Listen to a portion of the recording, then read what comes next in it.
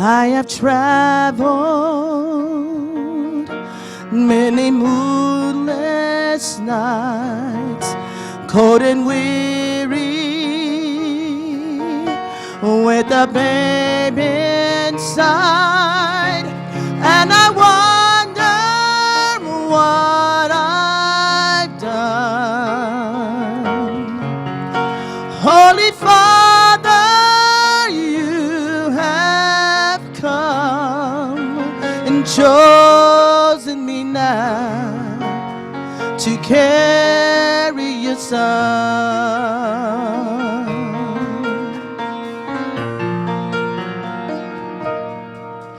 I am waiting in a silent prayer. I am frightened by the Lord I bear, in a world that's cold as stone. Must I walk this path alone? Be with me now. Be with me now. Breath of heaven, hold me together. Be forever near me. Breath of heaven,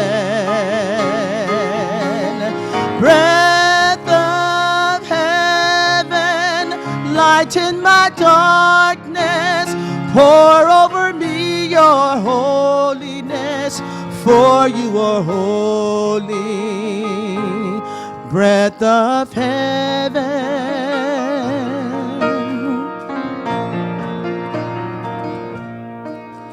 Do you wonder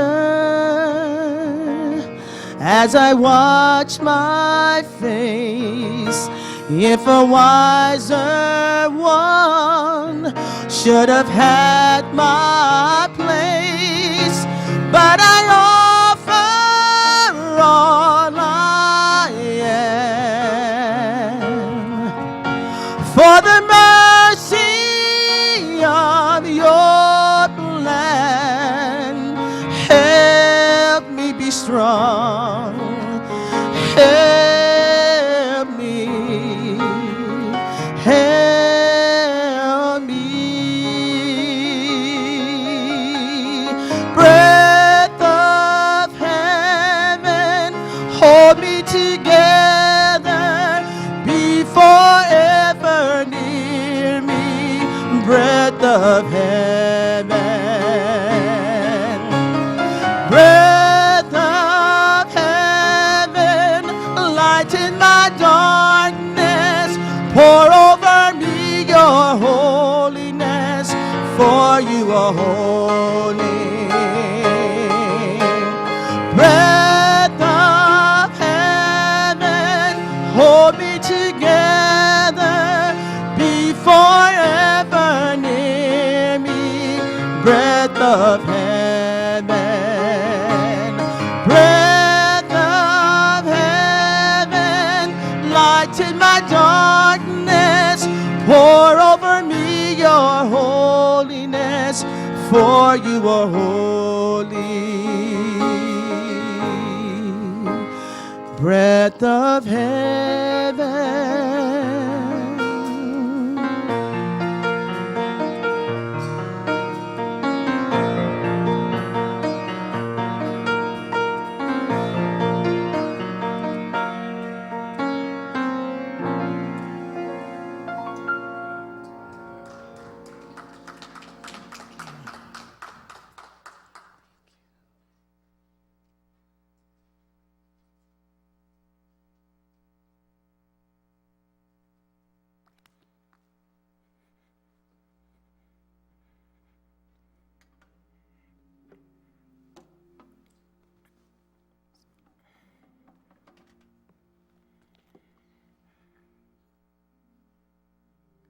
Certainly want to say thank you to God for blessing us with special music this morning through the ministry of Sister Angela. We are grateful to God for all the blessings of the week also. And we will conclude this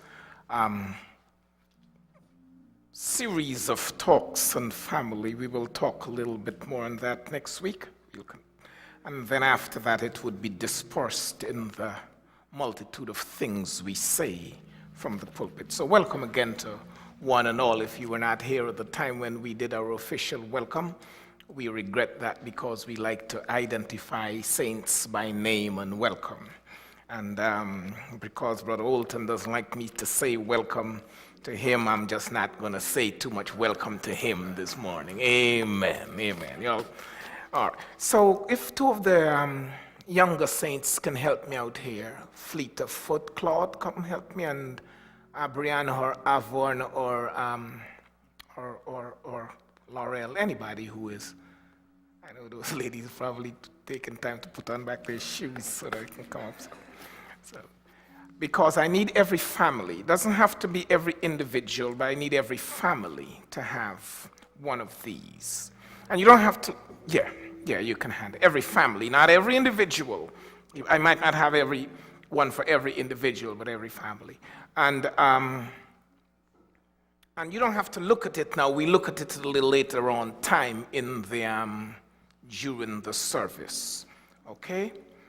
So please, let's, and don't guess. If somebody says they want, just he or she wants, just give. So because we have enough that we can make more copies if we run out. So that's really nothing. So today, in the spirit of Thanksgiving, we want to thank God for the pledge that He made to families. We want to thank God for the pledge that He made to families. This week, a lot of thousands of tons of turkeys would be consumed. Next week, would be consumed across the nation. And some of us might be involved in the consuming of such turkeys. So nothing's wrong with that. Nothing is wrong with that. So don't get, but let it be that in the spirit of thankfulness, we focus a little bit on the gratitude we can have to God for the families that He gave to us. Amen? In the spirit of thankfulness, let us be grateful to God for the gift of families that He gave to us. So we give God thanks for that. And this day, the scripture was illustratively read, I think, in a very positive and appropriate way this morning, as Brother Ron and Sister Jasmine laid out in that reading. And today we will focus a little bit on this whole concept of family from a certain perspective that I hope would be helpful in God's dealing with us today.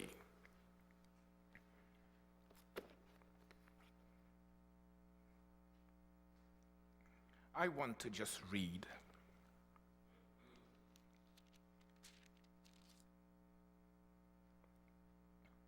from the book of Genesis.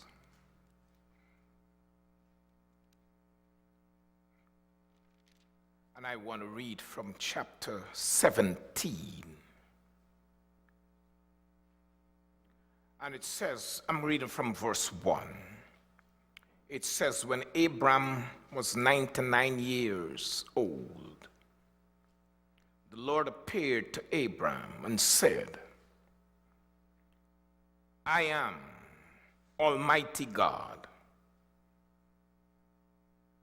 Walk before me and be blameless, and I will make my covenant between me and you, and will multiply you exceedingly. Then Abram fell on his face, and God talked with him, saying, as for me, Behold, my covenant is with you, and you shall be a father of many nations.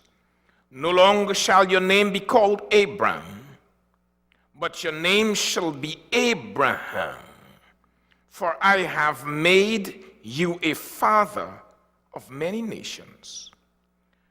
I will make you exceedingly fruitful, and I will make nations of you, and kings shall come from you. And I will establish my covenant between me and you, and your descendants, and in their generations, for an everlasting covenant, to be God to you, and your descendants and you. Dear God of heaven, today I lift the families of the church to you. Every family represented here, I lift to you. And as we are here, each of us, I pray that you might grant each of us another recall, another bit of attentiveness to the families from which we came, our parents, our siblings, our children. I pray that you might grant us another focus on them and teach us to be grateful. Teach us to be thankful. Teach us to be attentive. And teach us to be responsive in loving and thankful ways to all these people who are a part of our families. Oh God, grant us that blessing today, and grant us something from the word we will reflect on that will draw us to you and will make us more efficient and effective in relating to our family members. In Jesus' name, amen. And so, today,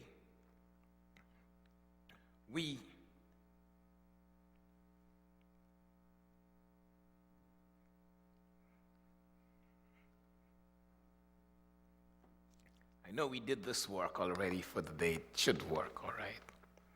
And so today we want to reflect a little bit on God's goodness to our families. And the first thing I want to observe, we started this discussion a little bit on Wednesday evening. The first thing I want to observe is that God made a covenant to human beings before we were even created. He engaged in a relationship with us. It was an unconditional pledge to every human families and to all families who choose to follow God. God made that commitment to families. And so no matter where we find ourselves, no matter what we do, this covenant concept that we have integrated into our discussion as we went through, this covenant relationship that God established with us is a covenant that God never breaks. When God called Abraham and when God called Noah and when he established a covenant relationship with them, God never breaks that relationship. We as human beings, we might sometimes break our relationship with God. We might seek to walk away from him. We might seek to reject him, but God never turns away from us no matter what we do. And so, that brings me to the second observation here as families. Everything that God ever intended for us as human beings was good and packed with pleasure. God never prepared anything for us that was not good. And so I want to help us conceptualize this. We want to think before sin entered the world. It's hard for us to imagine it fully, but we can try to think, strive to think what God did when he created. And we talked about everything being good. And so ever since ever since creation, God has sought to remind us that what he did for us and what he ever intended was good. So God called Abraham. You might remember, if you remember reading from way back when in the Ur of the Chaldees, God called him. Just as if we think on it, we might recognize that God has called every one of us. He didn't ask Abraham or Noah whether they wanted him to choose them. You might remember Jeremiah and all the rest. God said, before you were born, I knew you. I selected you for something before you were born.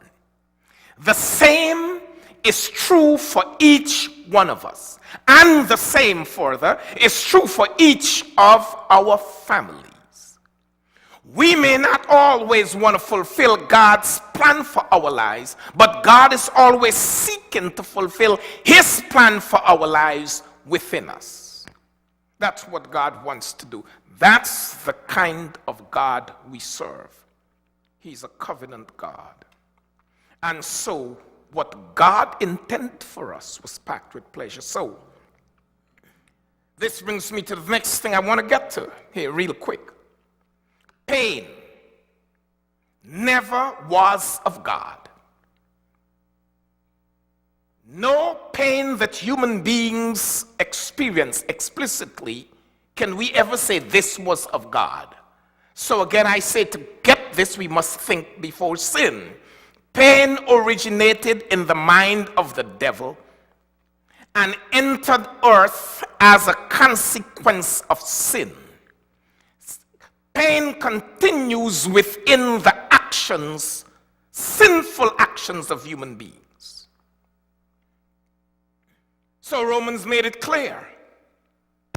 All have sinned and come short of the glory of God.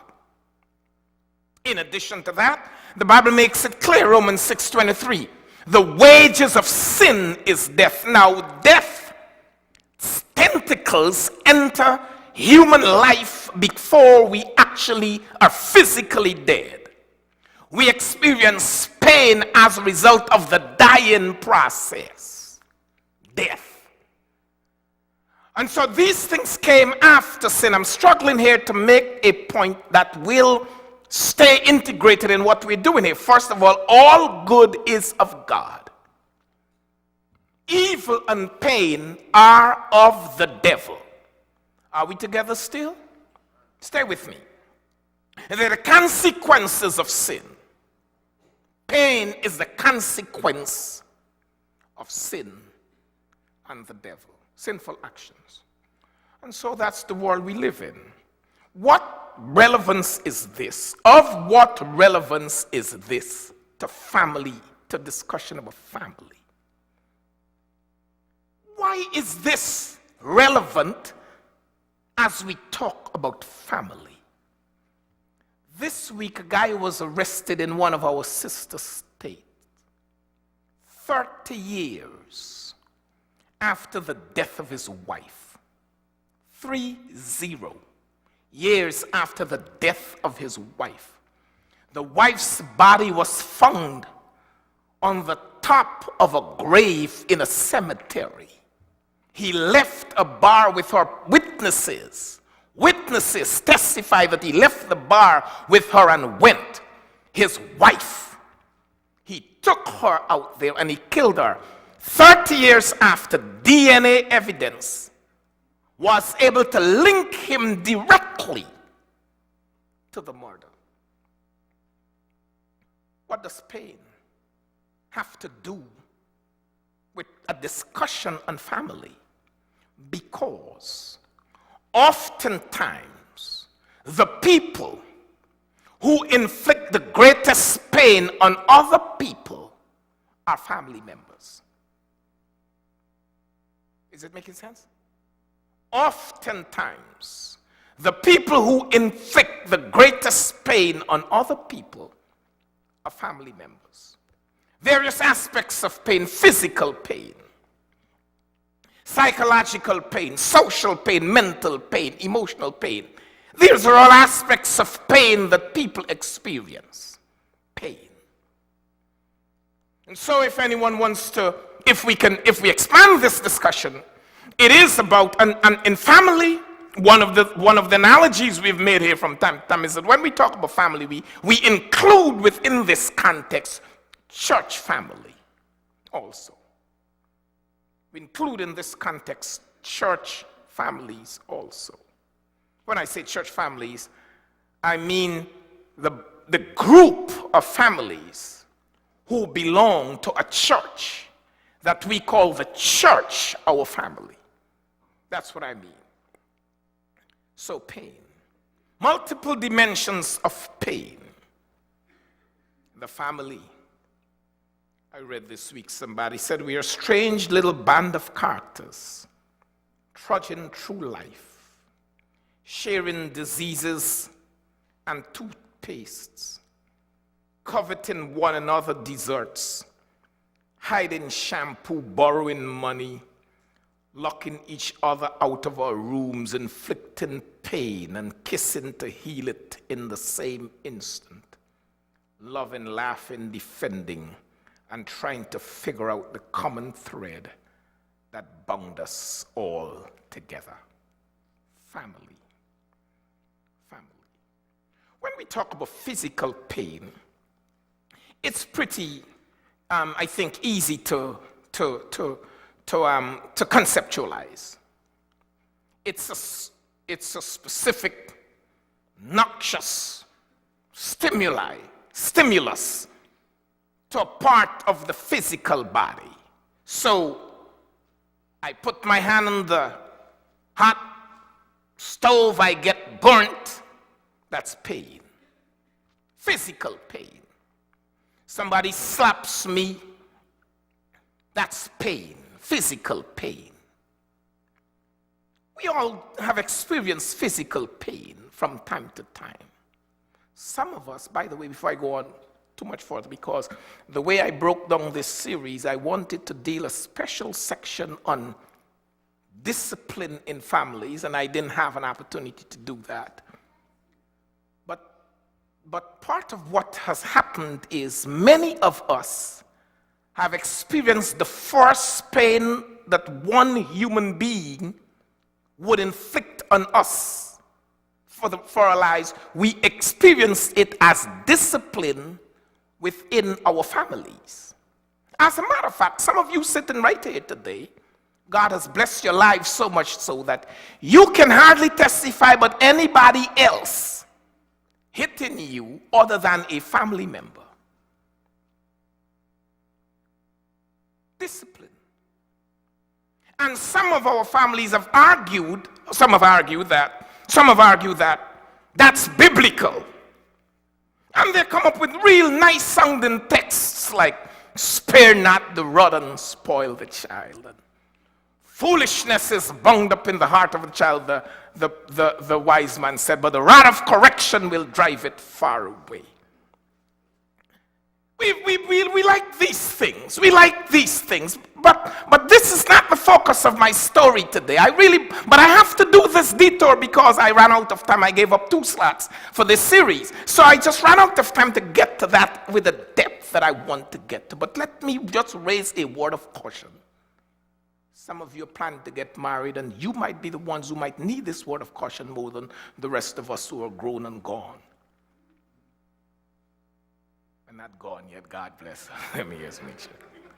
Let's make sure we say that right? Grown. Praise God, praise God. It is extremely difficult to, when you put together the body of biblical teaching,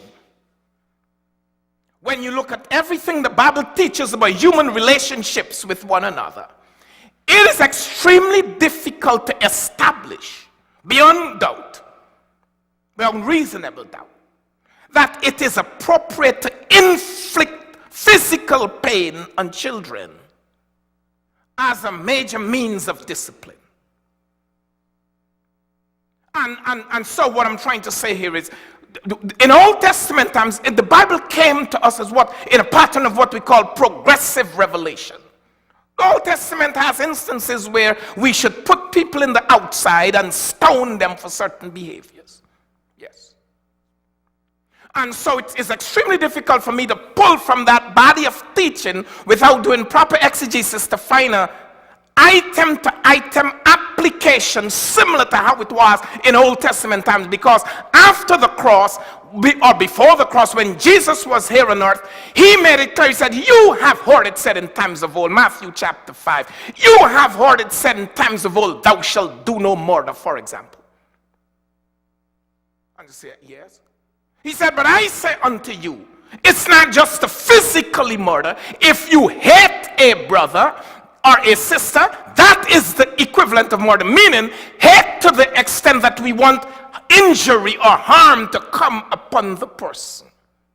The hatred is murder looking for an opportunity. That is the motive of murder, looking for an opportunity to happen. That's what hatred is. You have heard it said in times of old, thou shalt not commit adultery. But I say unto you, whoever looks with lust, that is lust, is desire for the sexual interaction, waiting for an opportunity to happen in a context that is not biblical.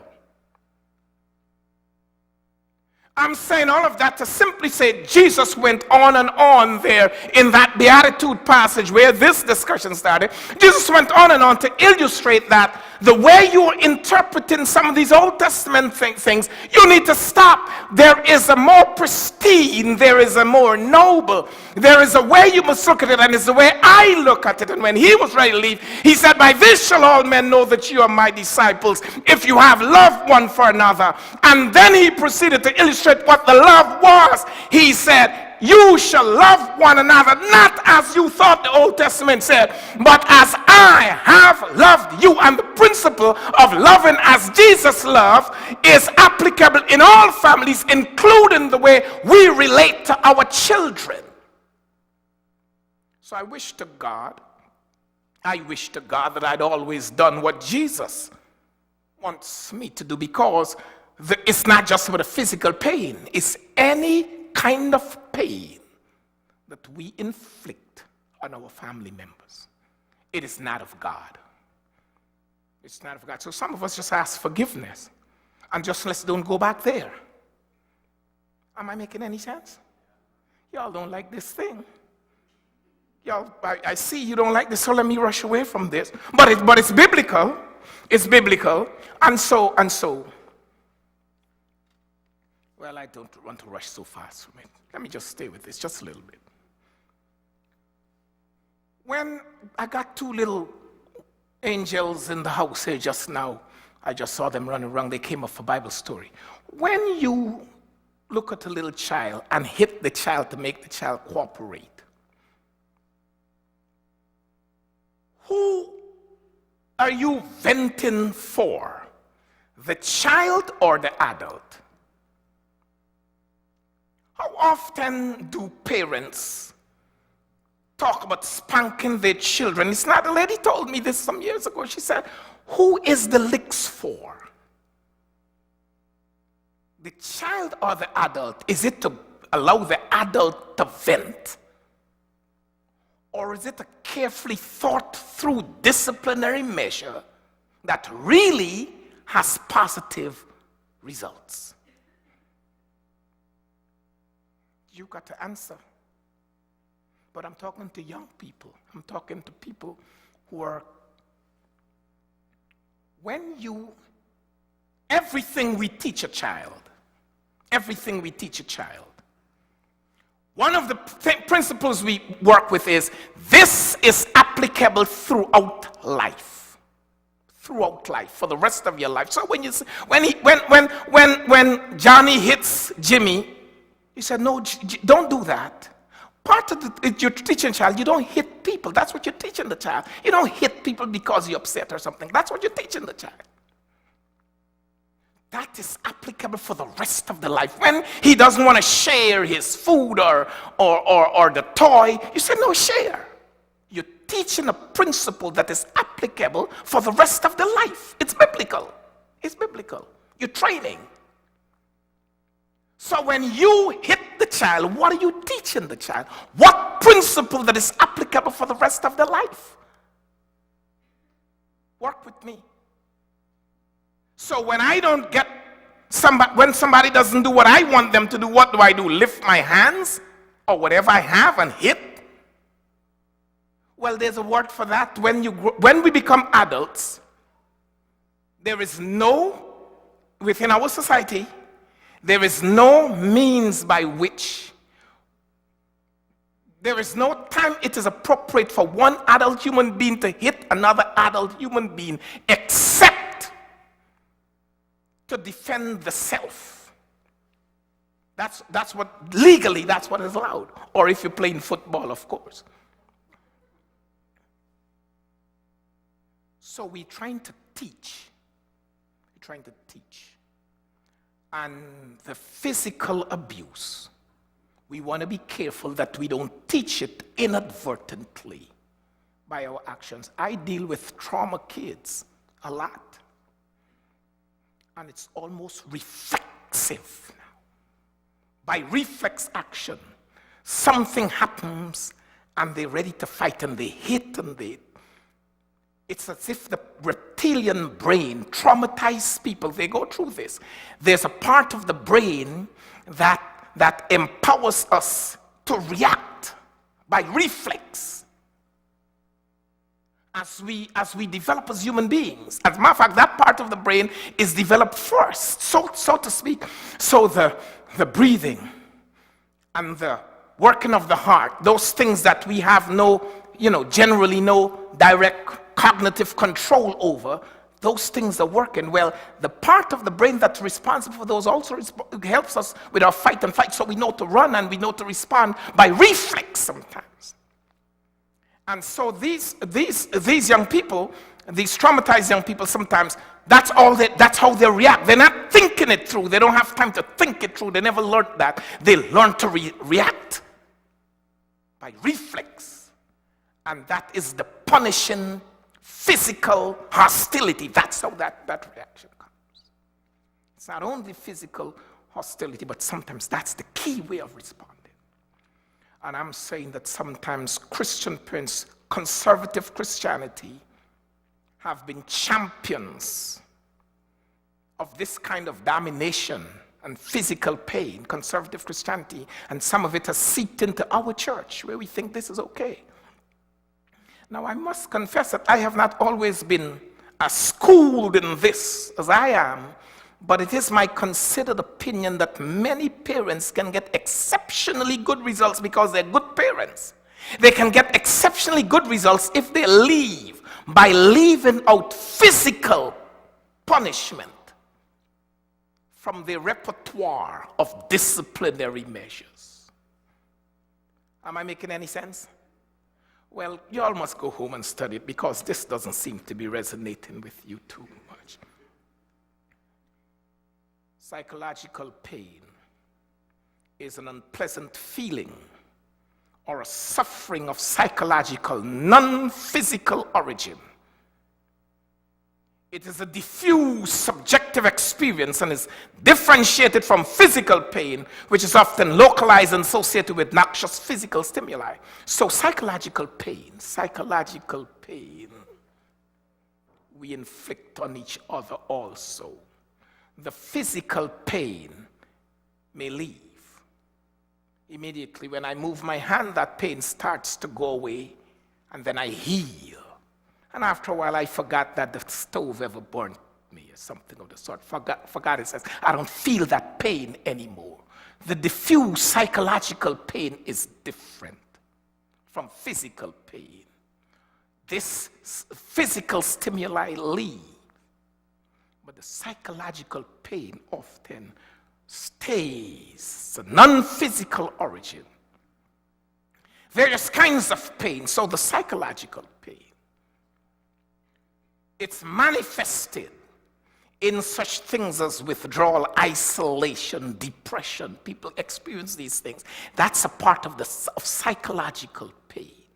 Various pain, social pain.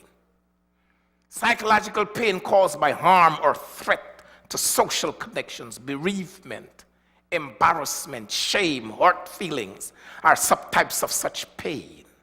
Sometimes you hear people talk about bullying. And by the way, teenage girls are just as adept or more adept at bullying than boys. You know that, right? Yeah. So sometimes people think, well, the bullying is just among the boys. No, the girls can be just as, the teachers will help you with that understanding. The girls can be real good at bullying. Don't talk to her. You know, looking to cut off the connection. We don't want them in the social group. We censor them when they don't do what we say. Pain, hurt feelings. These are things which can stay with people for a while.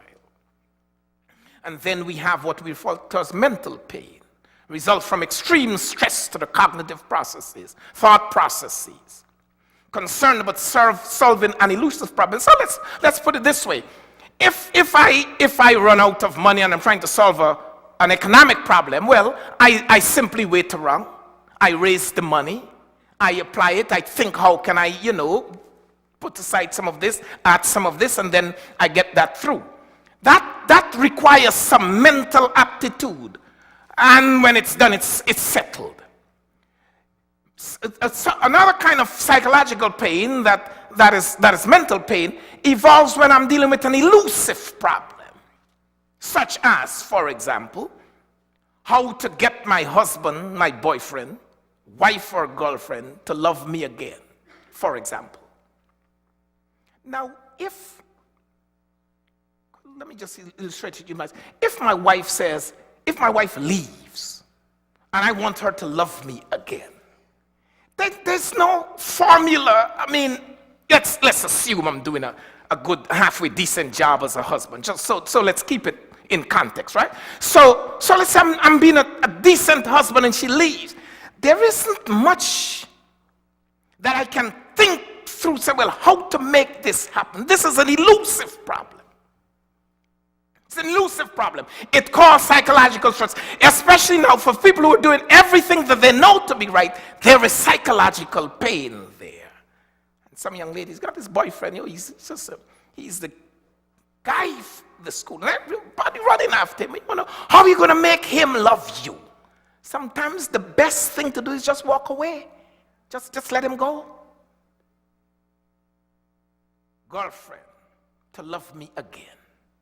These are kind of elusive pain. They can cause problems. Spiritual pain results from involvement in activities, behaviors, thoughts that are contradictory or incongruent to one's spiritual values. Family. Let me just back up a little bit. Psychological pain can have multiple origins. So I can come home, I don't want to talk to my family. Don't want to talk to my child. I have no time for them. Can impose psychological pain. It's a stress that is elusive. It's a non-physical. I can be there, I can claim I can say I never lift my hand on my wife. I never cheated on her, but I'm there in the house. I don't talk to her. If I talk, it is with hostility. I'm given the silent treatment. I am traumatizing the person psychologically. And I think that's all right because the person can't come up with anything to say, well, here's where the Bible says you're violating a particular principle, you're cheating, so you can't leave. So she's thinking, he's thinking, whichever way it goes, I can't leave because there's not a violation of the Bible, fornication or adultery. But I'm going to stay there and I'm going to make life miserable. You want to spend a penny? It's a song and a whole discussion. Unnecessary, as if he or she doesn't have a mind to be able to come to say, well, we have enough money, we can do this. Psychological pain has been used to traumatize many marital relationships. And people think it's okay. In the church, they dress nice and they pray nice. and we represent ourselves in the community outside, but in our homes, we're inflicting a pain that is sinful, and we know it, because Jesus helps us to understand that when he defined what hatred is, by pointing out it's not the physical act, it's the mental state of mind. My motive is to make their lives miserable, and I'm doing it, but I'm not necessarily raising a hand on them, and I'm not violating what might be one of those explicit objective commandments. That's what it is. Pain. Am I making myself clear as we try to work through this? It's pain. And spiritual pain. Before I move on from this, spiritual pain. There are times when people are involved with other people in relationships. It could be marital relationships, it could be dating relationships. When those relationships, one partner in the relationship is forcing another to do things that he or she feels uncomfortable, or he or she knows is unbiblical, it's against my original biblical values. Spiritual pain. Spiritual pain. And so I'm saying pain is not of God. Here's where. Pain is not of God. When God took us as family, no matter what we did, he was committed according to his covenant to stay with us for the long haul. Pain is not of God. No matter what form the pain takes, it could be physical pain, it could be psychological pain, no matter what form the pain takes. And so before I move it, so let me just try to make this clean. After sin entered the world, there are times when we may have to go through experiences which may be painful. The pain is not the end result, or the pain was not the motive, but God can indeed take us through situations which were painful, but the pain is itself ultimately as a result of sin. But at another level, God was helping us go through that. So for example, when I go to the doctor, there is a bruise or a wound on my skin. Well, the doctor, if he or she is worth the salt, they're going to have to clean that thing up, or wherever they ask whether it's not still work on it, they're going to have to clean that thing up. That initial work may involve pain. Am I making sense? So that's not the end game. The thing is, I had to go through that little painful experience to get the healing. So sometimes God takes us through that. Go to the dentist sometimes, say, well, you're going to feel a little prick. So I'm pain averse. Anything that is painful, I can't handle. But I still have to feel the prick, because if I don't allow myself to feel that little prick, there's going to be a greater pain that I have to endure. So that's analogous to how God deals with us. The pain was never his objective. Pain is not of God. Work with me. So we can back up just to do a quick review. If the pain is what I inflict on my child, if the pain is what I inflict on my parent, if the pain is what I inflict on my spouse, my girlfriend or boyfriend, if the pain is what I inflict, and I know full well that I'm making his or her life miserable or painful, I need to ask myself, is this really of God? And if the answer is no, then it is important for me to cease and desist. All pain inflicted upon a family, I think, is of another source. Evil is of the devil, and evil in human beings is not of God. So if I have a hostile attitude towards my family, if I'm non-cooperative, if I don't want to talk when she or he wants us to just sit and talk through, I don't want to spend time together when I'm being begged to spend this time together, if I do not want to cooperate with healthy things, when I know it is inflicting pain on a family member, if I'm doing that, and I know it is not of God, it must be of another source. And that is of the devil. Be attentive to the pain we inflict is what I'm attempting to say. We may need to ask, what is the source of the pain that I just caused? What is the source of the pain that I just caused? If it is of God, proceed with it. If it is of the devil, cease. If it's discipline, if it's rebuke, if it's insults, if it involves tensions in the home, if it's unwillingness to speak to each other, all actions within the framework of the family must be rooted in what is biblical. Am I making any sense here? Y'all help me through this. Is this making any sense whatsoever? And in the context of the immediate family, it is obvious. In the context of the church family, it should also be just as obvious. In the context of the church family, it should be just as obvious. We cannot claim to be brothers and sisters and distinctly trying to dislike each other. It can't be biblical. God doesn't like that. Doesn't like that. And so here's where it comes now. We want to do the recovery. And so here is where the little handout that I gave becomes a little useful. How do we do this? There are 6 things I want to just suggest to us that we try to do. Because the handout there is really a focus on attempting to discover family strengths. Determine the strengths in your family through a careful assessment. I made reference to Abraham just now, but just go back and read the story. God called Abraham. It seems as if he was committed to God.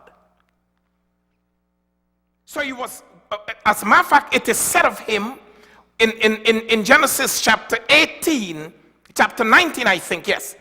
Chapter 19, God was going to destroy Sodom. He said, maybe I can't proceed without talking with Abraham. Why? Because this man seems to guide his household after him, Abraham. And God promised him a child. Every now and then you see that being repeated to the extent that one day he talked to God. He said, well, why are you telling me I'm going to be a father of a great nation and I don't even have a child? God said, I'm going to take care of that. I'm going to take care of that. Abraham had to do an assessment of the family. And so one day his wife said, you know what? We can settle this thing for God. We can settle this once and for all. We can fix this not having a child matter easy. Wife turned to him. He said, well, how are we going to do that? We've been trying all along and we're not making any progress. Also before the days of modern medicine, lack of artificial insemination, I have all those things. She said, we can't do this. She said, I got a plan.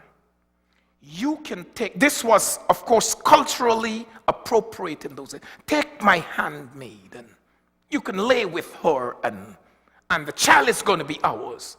And he thought about that to his own self. He's thinking,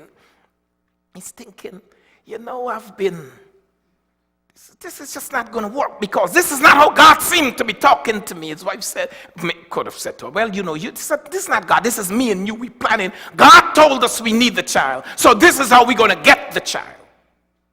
That's what he said. She said, okay. I often wonder about people who would do whatever their wife say without thinking it through. That's not one thing I wonder. I wonder about women too, who would do whatever their husbands say without thinking it through. Don't think I'm trying to be sexist. It's both sides. Sometimes I listen to some people talk some stories. I'm saying, my goodness, you did that because your husband said so. Some people are strange. I tell you, sometimes people come with some real things. Well, I'm just doing this because my husband wants this. Because my wife said it. No. Abraham understood that. Didn't understand that then. And so they got the child. His family had strengths in spite of that. It was after that God said he commands his household after him. So I'm saying the first thing we want to evaluate family strength. So the thing that you have there, it's not, I tried to photocopy it. I was trying to save paper, so I was doing back and front, so you'll see how it is aligned. It's not right, but you can kindly go through that with your family and just put S, the areas you think you're strong at, the strengths. The instructions are there. You're looking at the strengths. And put G at the areas you think you need growth in. And the things which are not applicable, you just put NA. That little handout I gave you there. Work that through when you have an opportunity. It's an evaluation. Some families have tremendous strengths. And while the strengths are there, we are caught up looking at our weaknesses. Some spouses have tremendous strengths, and those strengths are there, but as husbands, we are caught up looking at weaknesses. Oh, she's not this, she's not that. Focus on the strengths. Focus on the strengths. I don't know if my daughter appreciated me saying this. I went home one day and I said, I see some of these teenagers on a regular basis, and said, but when that's when I thank God for my children. Oh, she's all happy about that. The issue of the strengths, focus on the strengths.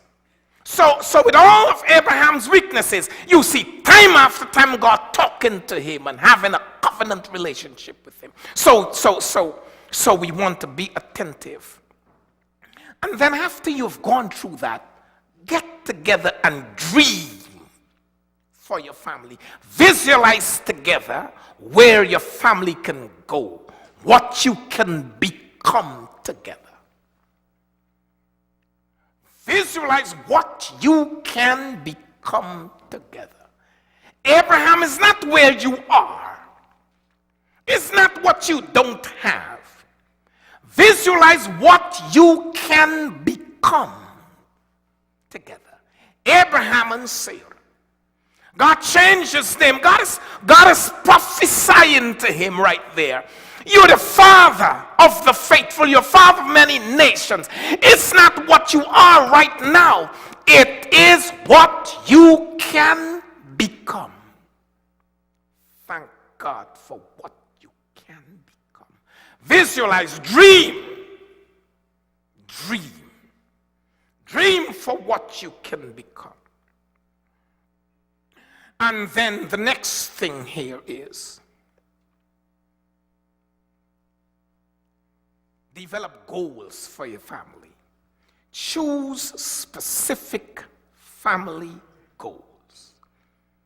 Choose specific family goals. Spending time together, specific amount of time. Engage in prayer sessions together. Engage in fun activities together to practice your religion together. To practice the religion together. When I was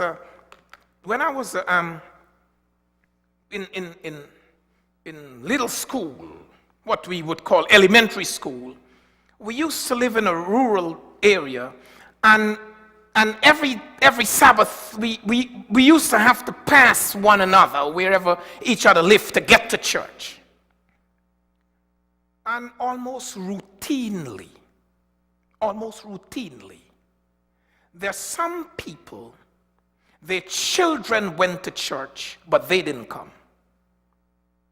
Almost routinely. The children were sent, Sometimes the mother, I can vividly remember them.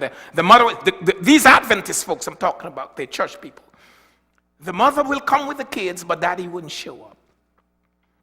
I stand here now, many years later, and I can tell you, almost to the family where that practice happened.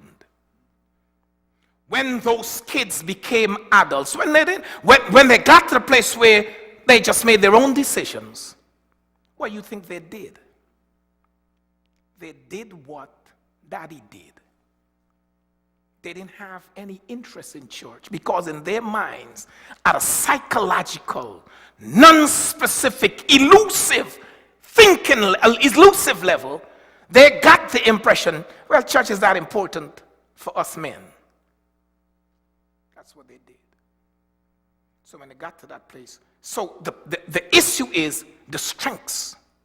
Build on the strengths. Now we look into choose specific goals for the family. And one of the things, Gottman, one of the family theorists, like to talk about cultivating your own, developing your own family culture. Your family culture. What is that culture? Well, some of us have great family cultures. We work hard.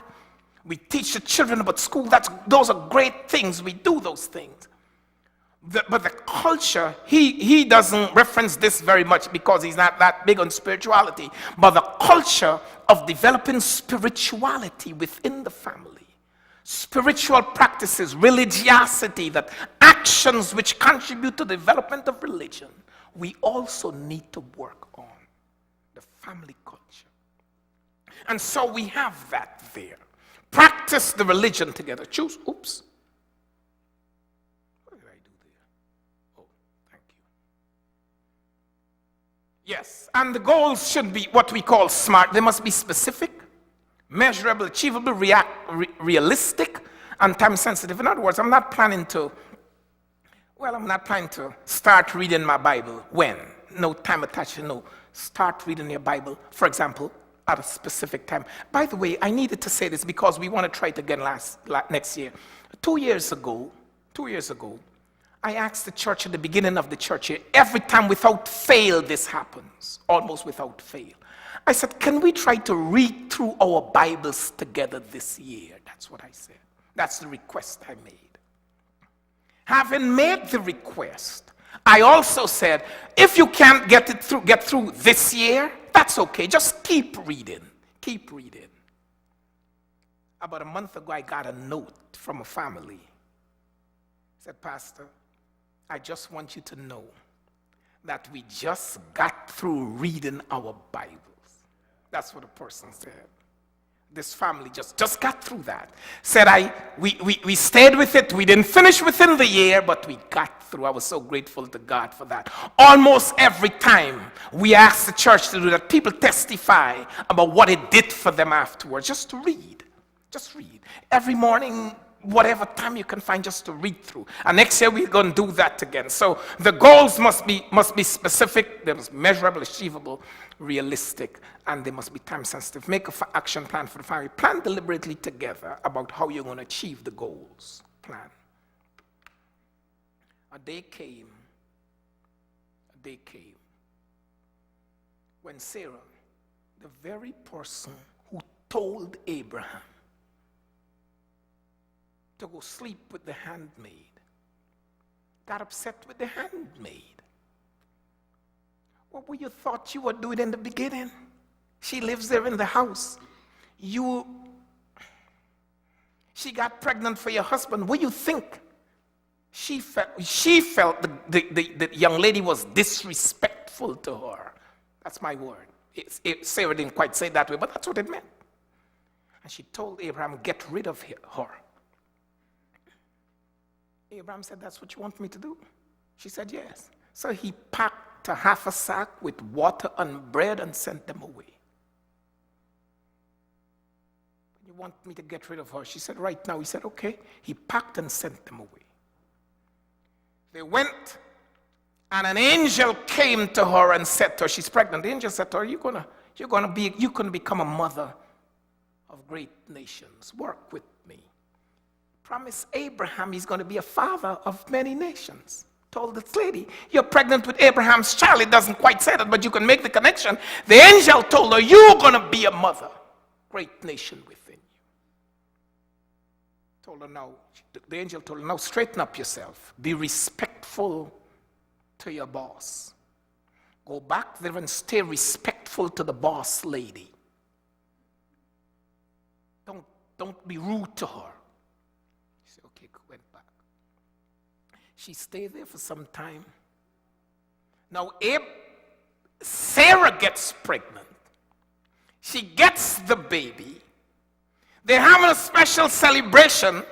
This child now is old enough, and he's making a mockery of the lady. He says, so he's giggling. He's like, so lady got the baby, and now they offer all this celebration. She don't know, she just be quiet. And Sarah witnessed, and Sarah said, now you're going to get rid of them. And Abraham said, okay, when you want us to do this. And he did it. They planned it together, and he sent her away with the child. The child was going to die. They ran out of water. The angel came and rescued him again. And he became the father of the great nation, the Middle East. Oh, how the world would have been different. That part of the world, we will never know what it could have been if Abraham didn't listen.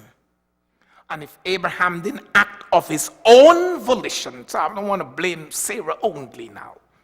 His own volition to go against the will of God. But we want to plan deliberately together how to achieve the stated goals. They had a stated goal, and they worked on it. Utilize outside resources to help address some problems.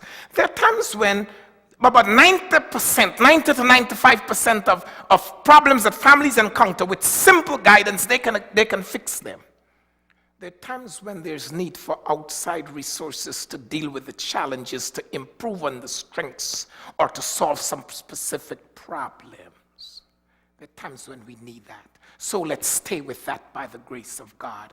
I want to suggest that the outside resource that we need always to bear in mind is the God of heaven willing to intervene in our lives. And sometimes, if some of us Christians could just come together within the confines of our own homes and talk to God together, study God's word together, see what God says about this specific issue, we may be all right.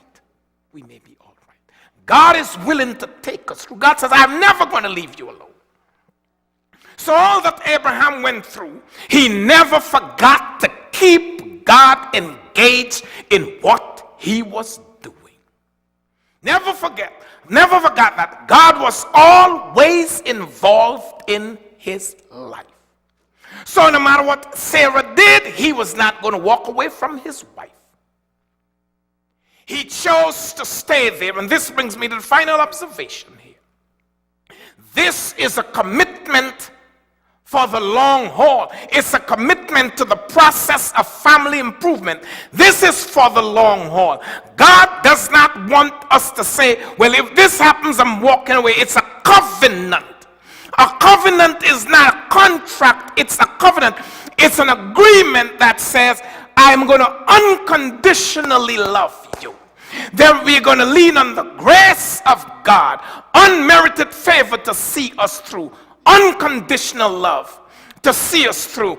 We are going to see how we can empower each other. That's what we talked about earlier. It's fixed here. How we can empower each other, and how we can grow to the fullness of the vitality of life that God has in store for us.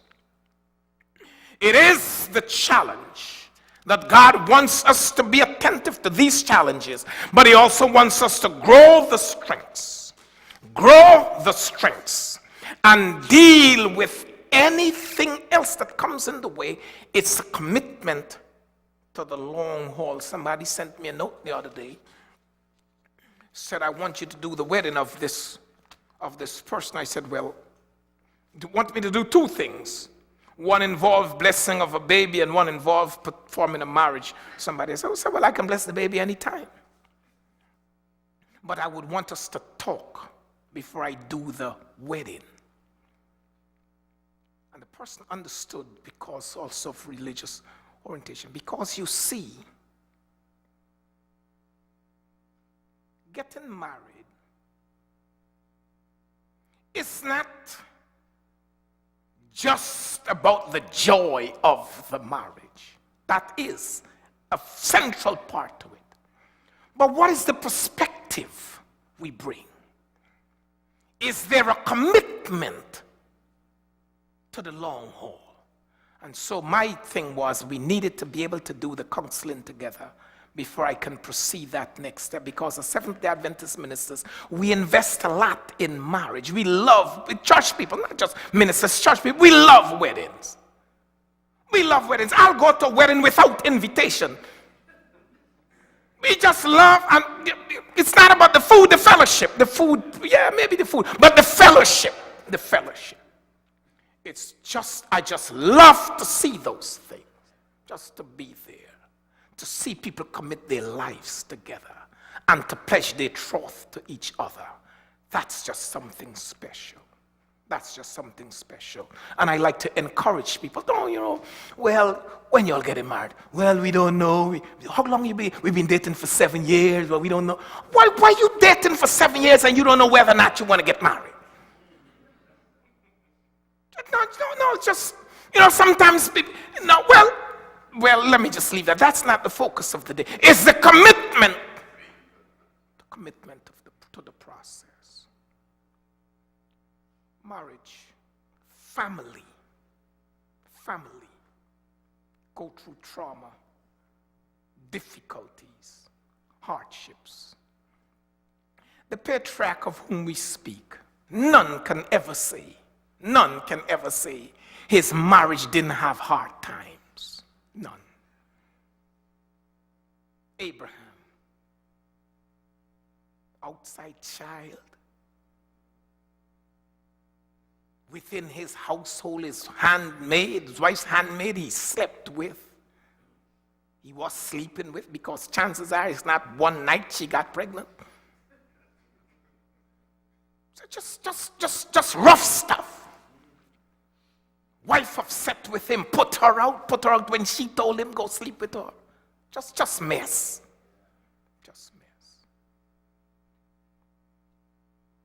Isaac's, same thing. But they never, all the arguments that may have happened, they decided we are in this for the long haul. We're in this for the long haul. And they were not going to walk away. And we can begin with these patriarchs. We can begin from the day of Adam.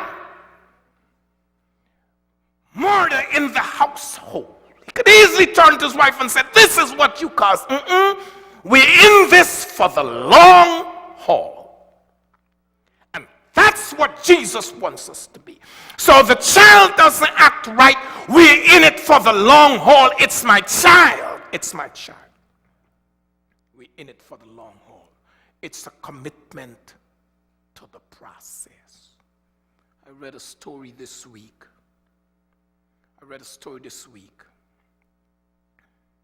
About a lady. She told the story, and the authors documented it. She talked about how their marriage had gotten dry. Said they had multiple jobs. They had no time for each other. The children were there. And she said one day they got into a heated argument, and her husband hit her, punched her to the face. She said he apologized profusely. And she said, I'll just let it go. I know what some of you thinking. That's time to call the lawyer. That's what some of you thinking. She said she stayed there, and about a month afterwards, this time not only did he punch her in the face, but he broke her nose and dislocated her jaw. She had to be rushed by ambulance to the hospital, and she said and of course she called the police. The police came and got him, and while she's recovering, she called the attorney and set in motion proceedings for divorce. She said she's proceeding with this, but she's not feeling better. She tells the story. She said, I'm going ahead with this. We have the first date. The DA have him and he's calling her, and she won't return the calls. She won't return the calls. And she said, it's going. They're going to court. And she said she is not feeling any way better. And by the way, I have, the literature is very clear. Number one, when an individual gets divorced the first time, it becomes easier to divorce the second time. And then after the second divorce, it becomes that much more easier. It progressively becomes easier to divorce the third time. But I've spoken to enough people, and they tell me the divorce is over. The judge pronounced and they signed off and everything. And one lady told me in particular, I never forget, she said, I walked out of the court and I cried like a baby. She said, I did not know why I was crying, but the pain became more intense. I wanted the divorce, I got it, and when I got it, it was just as painful and worse. And so this lady tells the story. She said it was just painful, but she's not feeling better, but she's not taking his calls. She just wouldn't talk to him. And she said one day her aunt was there with her, and the aunt asked her, aunt observed her, you're not doing better. You're not seeming to be doing better, and you're doing what you want to do. She said, I never thought the divorce was going to be this painful. And then the aunt retorted in words to this effect, well then, is there an alternative to the divorce? The aunt asked her. And she said it didn't crack the door fully open, but she said she started thinking. And she said her husband called, and she took the call. And she said in the process of the conversation, both of them were crying. And at that time, the DA had him going through, they had worked out some deal where he had to go through this program, I don't know, they call it Abuse Anonymous, so, with people who are abusers, and so he was with them, and they'd have to testify. You all know these group things work, for those of us who participate in that, see that happen.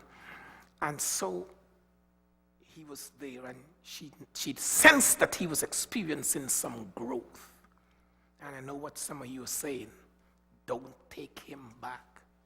That's what you're saying. I know. You don't have to tell me.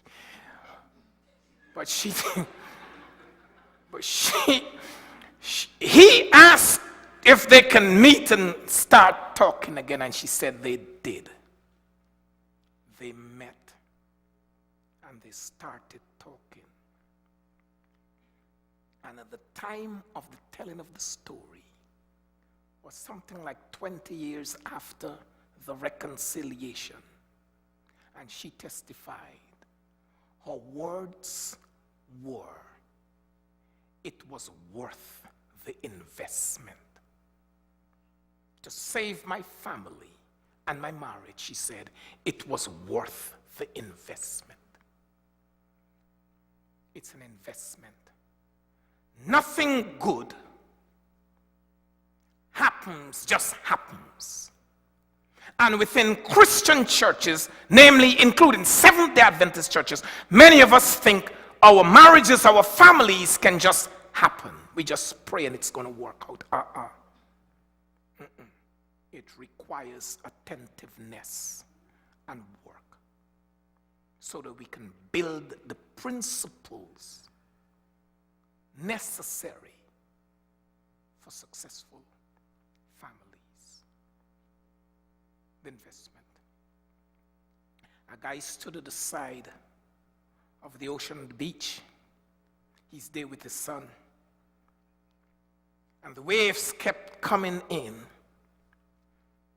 And he turned to his son and he said, son, Joey, son, these waves came from way across the ocean, thousands of miles away. They came and they're washing at your feet. And little child listened to him, and then he said, Daddy, but when the waves reach here, they just die at my feet. And Father listened to him, and he said, no, they don't die at your feet. They go back again and become stronger waves on the other side of the ocean. Within our families, there are waves of happiness, joy, thanksgiving that come from time to time. The waves never have to die. They never have to die. They can return again in stronger tides of love and happiness and thankfulness if we will just allow them.